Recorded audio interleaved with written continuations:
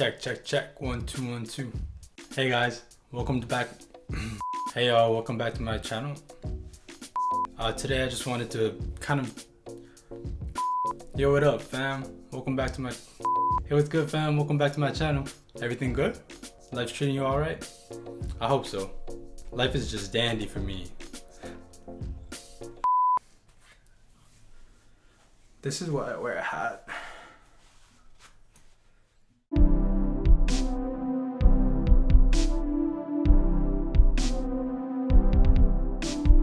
Today I thought I'd talk about my favorite film photos that I've ever taken. Even if you don't like any of these next 5 photos, I hope that you're at least inspired enough to take a look at your past photos, your past work, to see how much you've changed, see how much you've grown, see how much you still love these images, and see how much memories and feelings and all that good stuff these photos evoke. Hey, find me. Boom, boom, boom. This first photo that I want to talk about was from one of my earliest rolls of film, maybe my 3rd or 4th.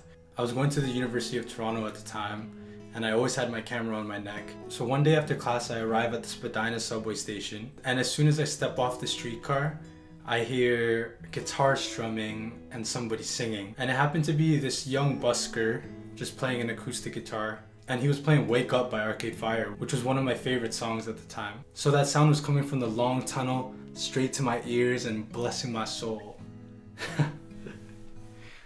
But for real though. So I made my way towards the busker, and while I was there I gave him a couple dollars and asked him if I could take a few photos. I snapped a couple that were pretty cool, but as soon as I turned to the other side of the tunnel and shot him from that perspective, a little kid and his mother walked by, and the little boy stopped and was transfixed by this music. He wasn't dancing, he was just captivated, and he was looking up at the busker, and the busker was smiling.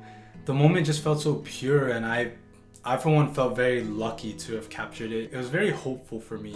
I think maybe it shows that the joy and the happiness that we have as children can be held on to even just in a brief moment like this. The second photo was taken at the Hoop Dome in Toronto. I was there for a cousin of mine's tournament. Shout out Daniel Amando, keep grinding young boy. There are these chained off courts to the side where the tournaments aren't usually held, and randoms just go and play. At this time of day it was completely empty, nobody was playing, and the light was falling just perfectly, and I thought that the colors were great, kind of pastel, and there was something about it that I really connected with and wanted to capture, especially through the fence. I love shooting with something in the foreground, even if it's blurry. I think it adds a great texture to the image, and it really came through in this shot.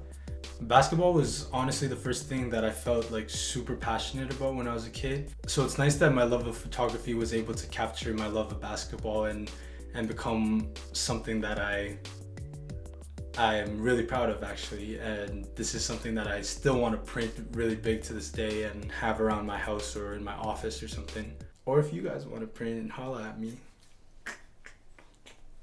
I met my fiance in Montreal after visiting with my boys, and this was taken on my first visit back. There's something so romantic about traveling on trains. I mean, what I was doing I think was kind of romantic anyways. The photo itself I feel very strongly about. I like the composition, I like the colors in it, I like the texture of the sweater and the glove. It's a very mysterious shot, but there's something also pretty warm and loving about it. I don't know if it's just the pink and red colors that kind of remind you of Valentine's Day or something, or if it's just a story that I have attached to it in my head, but it evokes feelings of romance to me. Maybe I'm just a hopeless romantic though. The next photo is a photo of my fiance. She was pregnant at the time with Isaiah. I don't know how far along she was. I'm not very good at that kind of thing.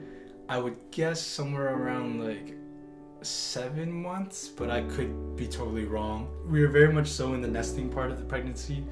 We were painting the room and making it something that we could picture Isaiah living in. That side of our house gets the best light at sunset, and we installed these blinds in his room that were half open at the time, and I happened to walk by the room and just see that light just shining.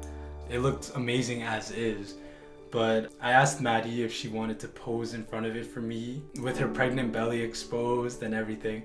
I wanted it to be pretty raw, and Maddie is not someone who loves to be photographed, and it's very hard for me to get her to agree. But for this photo, she agreed that it would be something nice to look back on, especially if I was able to capture it at the right angle. I like the fact that she was looking down at her belly, and it was almost as if they're like connecting at that moment, and I could picture like taking another photo like this 5 years from now where he's actually standing there and looking up at her. It makes me pretty emotional to think about and to look at, so I think that's the power of photography. It really froze that moment in time, and I'm able to look back at it now and feel everything that I'm feeling. And I think Maddie probably feels the same way, and hopefully Isaiah will see it one day and feel that, you know. So I'm just always going to be capturing photos of them too. They're always going to be my primary subjects, no matter what, no matter how far this thing goes for me.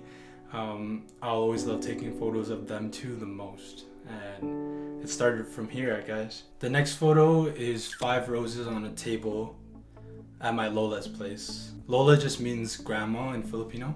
This one holds a particularly special place in my heart. I even got the roses tattooed here with Lola written under them.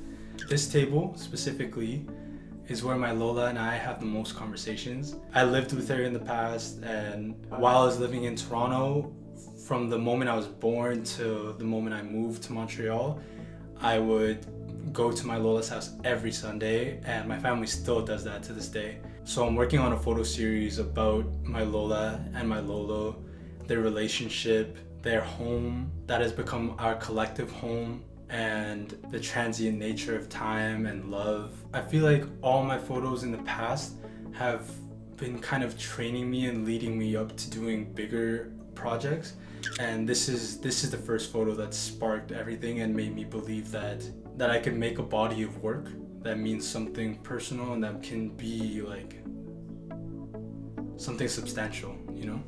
Ever since then, every time I visit Toronto, I take more and more photos for this series. I'm about 15 to 20 photos in at the moment. I want to keep pushing it and see how big of a body of work it's going to end up being. I hope you guys stick with me and are able to see that come to fruition. I loved looking at these 5 photos, and I loved breaking them down and really like understanding what I like about them and what they make me feel and how they make me feel. I know it was different than a photo walk or some sort of gear review, but I think there's value in looking back at the photos you've taken, the moments you've captured, the stories you've told. I think it's important to do this every now and then.